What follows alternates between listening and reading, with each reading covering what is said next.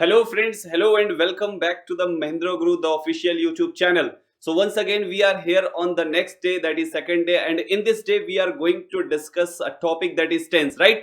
क्योंकि आपका टेंस से रिलेटेड काफी एग्जाम में प्रॉब्लम्स आने के चांसेस होते हैं friends, and this tense is going to help in error detection part plus close test and fill in the blanks as well. So in this way अगर देखें तो आज का जो टॉपिक है आपके लिए काफी हेल्पफुल होने वाला है टेंस पार्ट. तो चलिए फ्रेंड्स यहाँ पर सेशन को आगे बढ़ाते हैं. टेंस से रिलेटेड जो क्वेश्चंस हैं उन क्वेश्चंस को डिस्कस करते हैं कि टेंस से रिलेटेड क्वेश्चंस आपके एग्जाम में कैसे कैसे पुट किया जा सकता है.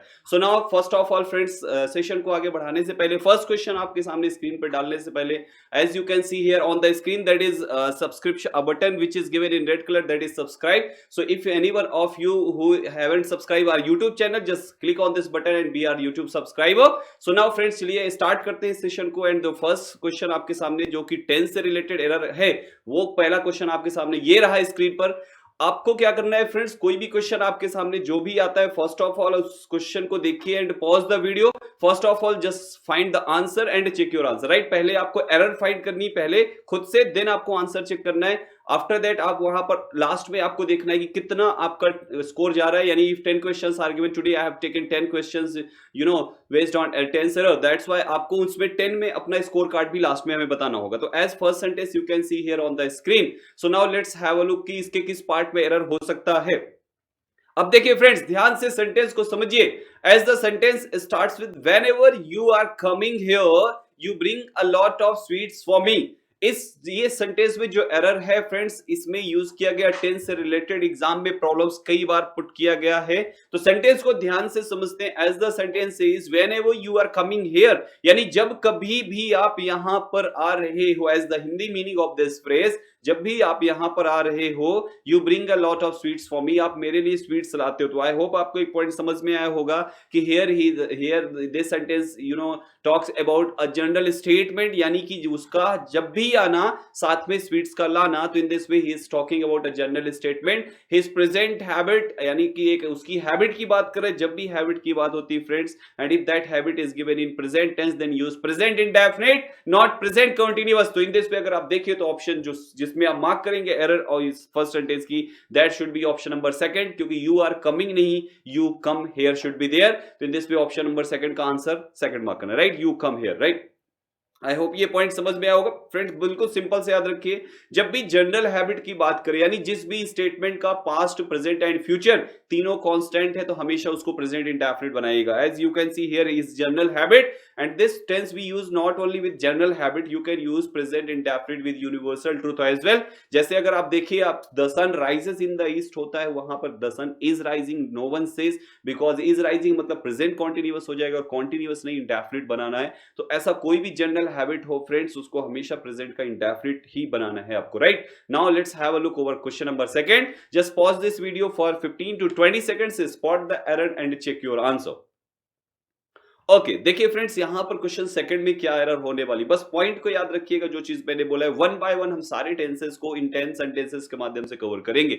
तो as question number second says, the old man who is sitting in that room, यानी one old man is sitting in somewhere in that room. तो the old man who is sitting in that room lived here for more than 1 month, but he has never created any problem. Friends एक चीज ध्यान से देखिए, this sentence is divided in 3 parts. First part, the old man who is sitting in that room, yani this part is given in present tense, lived here for more than a month. This part is given in past tense, has never created any problem. This tense is also given in present tense, yani starting present, last present और बीच वाला जो statement है, that part is given in past. तो एक rule हमेशा याद रखिएगा friends, अगर पहला present है, last present है, तो बीच का हमेशा present होना चाहिए.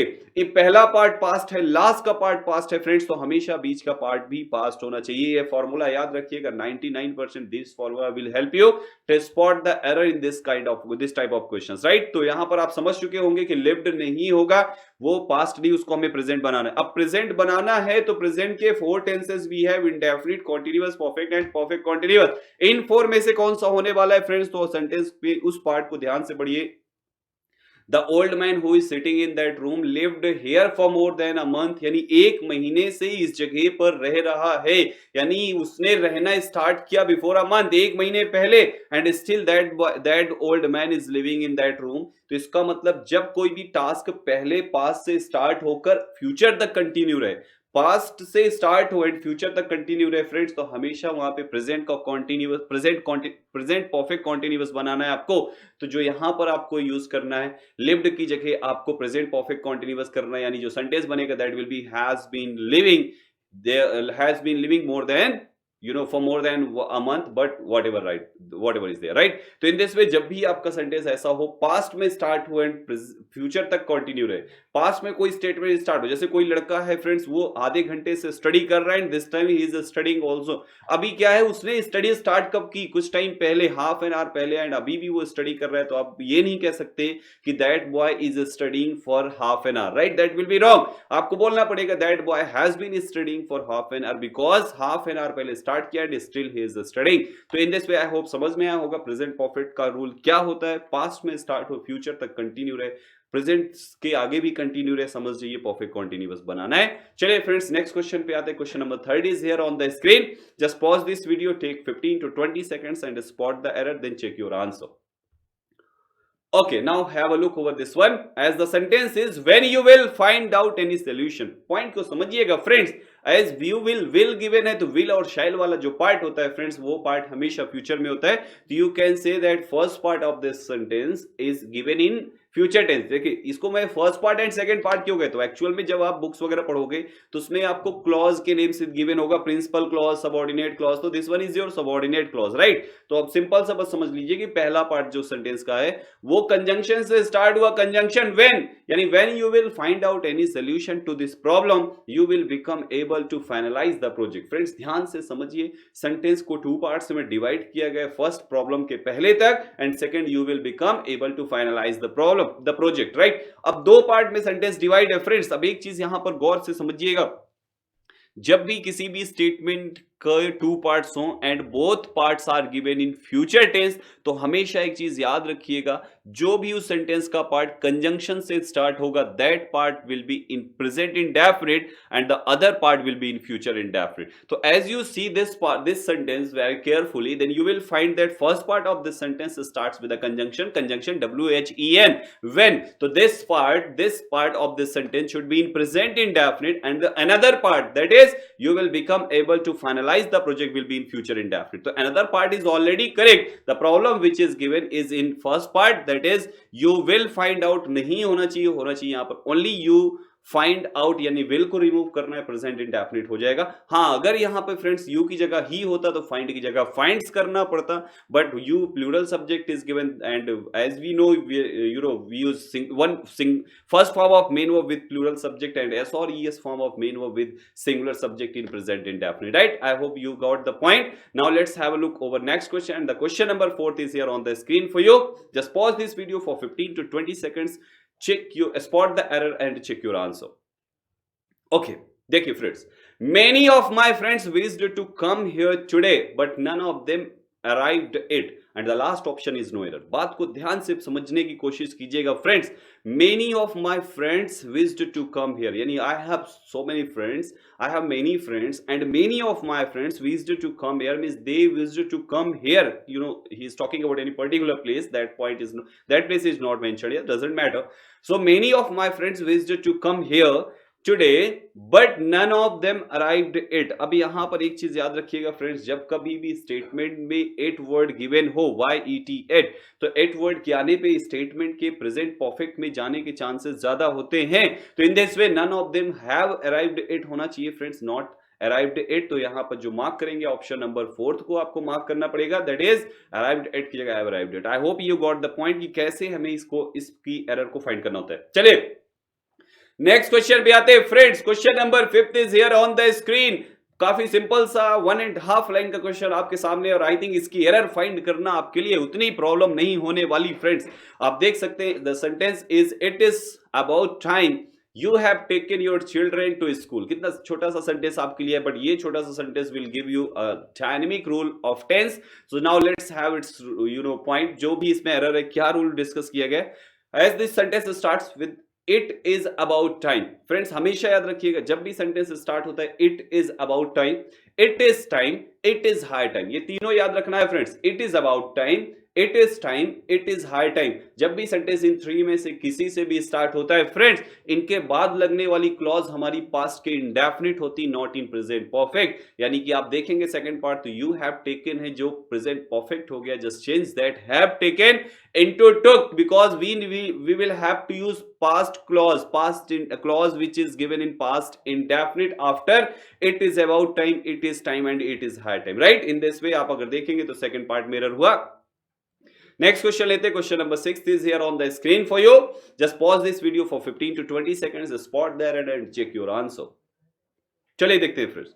As the sentence is here is coming my friend said Manju when she was anxious. देखिए फ्रेंड्स बात को समझने की कोशिश कीजिएगा, बहुत ही सिंपल सा स्टेटमेंट है। जब भी सेंटेंस स्टार्ट हो here and there and statement given हो आपका एक्सक्लेमेटरी सेंटेंस में, तो हियर एंड देयर से स्टार्ट वाले एक्सक्लेमेटरी सेंटेंस का जो टेंस होता है that tense should be only simple present, यानी प्रेजेंट इंडेफिनिट होना चाहिए। As you can see continuous is given, जो कि रॉन्ग है।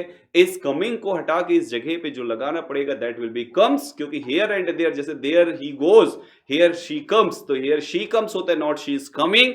इसको इस कमिंग को हटाना है और इसकी जगह पे डालना है comes, that will B okay, right. I hope ये पॉइंट आपको समझ में आया होगा। चलिए नेक्स्ट पॉइंट, नेक्स्ट क्वेश्चन की तरफ चलते हैं। Question number 7 is here on the screen. Just pause this video for 15 to 20 seconds, spot there and check your answer. चलिए फटाफट।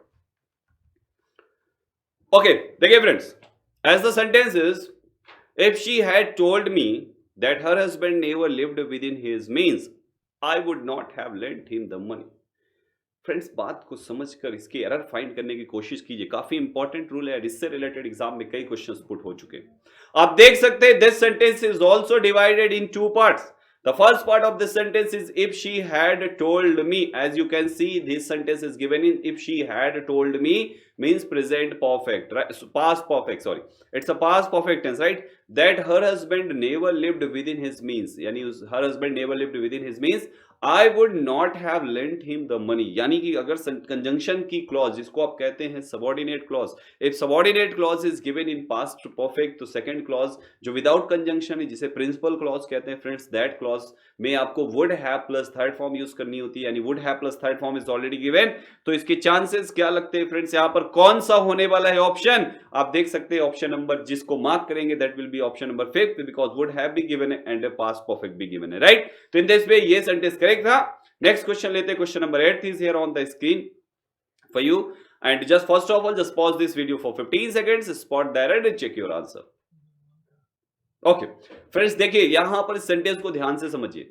I wish he saw you when you were living in England. As this sentence says, if you translate this sentence into Hindi, तो you will find कि when you were living in England, जब आप England में रह रहे थे, तो मेरा ये मानना है उसने तुम्हें देखा होगा। तो उसने देखा होगा कब? When you were living in England, यानी he saw you नहीं होना चाहिए friend. This sentence is, you can't form this sentence into past indefinite. This should be in past perfect. saw की जगह यहाँ पर had seen लगाना पड़ेगा, क्योंकि ये past perfect में जाएगा। देखा होगा तब ही, I wish he had seen you, उसने तब देखा होगा जब तुम वहां पे रह रहे थे, राइट। तो इन दिस पे पास्ट परफेक्ट टेंस में जाएगा। इवन सेंस भी अगर आप रीड करेंगे तो सॉ वर्ड यहाँ पर सही नहीं बैठ रहा है, that word is not suitable in this sentence, that's why you will have to remove this using had seen, यानी आपको पास्ट का परफेक्ट बनाना होगा। आई होप आपको ये पॉइंट समझ में आया होगा। नेक्स्ट क्वेश्चन लेते हैं, question number 9 is here on the screen. As the sentence is, first of all before starting this sentence I would like to remind you all कि आप पहले वीडियो को पॉज करके एक बार खुद से एरर जरूर चेक कीजिएगा फ्रेंड्स। आफ्टर दैट आपको आंसर चेक करना है, मैच कराना है, आपका आंसर मैच हुआ या डिसमैच हुआ, मिसमैच हुआ सॉरी, तो वहां पर ये पार्ट आपको बाद में देखें। चलिए देखते हैं फ्रेंड्स यहाँ पर क्या इस पार्ट में क्या एरर हो सकती है। द जज had not given any decision until he had studied the case. Friends ध्यान से अगर सेंटेंस को पढ़िए तो as the sentence is, the जज has not given any decision, the judge had not given any decision, means this part is given in past perfect, yani first part of this sentence is in past perfect, and second part until he had studied the case, second is also in past perfect. तो friends एक rule हमेशा याद रखिएगा, किसी भी if one sentence is divided in two parts and if both parts are given in past perfect, तो याद रखिएगा ये कभी भी construction नहीं बनता है, यानी both side had plus third form can't be used. तो here one side you will have to remove and the side will be side number first, यानी first का आपको had not given हटाना पड़ेगा, उसमें केवल उसको past indefinite बनाना पड़ेगा, यानी had की जगह did आएगा and given की जगह give आएगा, राइट। तो ये आपको, क्योंकि ये पॉइंट फिर से I am repeating this point friend, बात को समझिएगा, किसी if one sentence is divided in two parts and if both side had plus third form is given, तो याद रखिएगा उसमें से एक साइड पास्ट का इंडेफिनिट बनेगा, क्योंकि दोनों साइड कभी भी पास्ट परफेक्ट नहीं बन सकता। हाँ, ये कि बोथ साइड पास्ट इंडेफिनिट हो सकता है, बोथ साइड पास्ट कॉन्टिन्यूअस हो सकता है, but both side past perfect नहीं हो सकता, क्योंकि पास्ट परफेक्ट एक ही साइड होना चाहिए, अदर साइड नहीं हो सकता, राइट। तो आई होप ये पॉइंट समझ में होगा। Last question of the session, and the question is here, but before that just pause this video, spot the error and check your answer. As this question is, if we had Mohan in our team, if we had Mohan in our team means, आप अगर देखें तो यहां पर ये sentence past perfect नहीं है friends, ये पास्ट का इंडेफिनिट है। If he had Mohan in our team, we would have won the match against your team. Friends एक चीज, इस पर्टिकुलर फॉर्मूले पर एक क्वेश्चन मैं आपको दे चुका हूं, अगर आप ध्यान से इस सेंटेंस को पढ़िए तो if we had Mohan past indefinite और आगे उसने क्या लगाया, वी वुड हैव, यानी अगर आगे वी वुड हैव है तो पहला पास्ट इंडेफिनिट नहीं पास्ट परफेक्ट होना चाहिए, यानी पास्ट परफेक्ट बनाते we had Mohan means one more had you will have to use after had.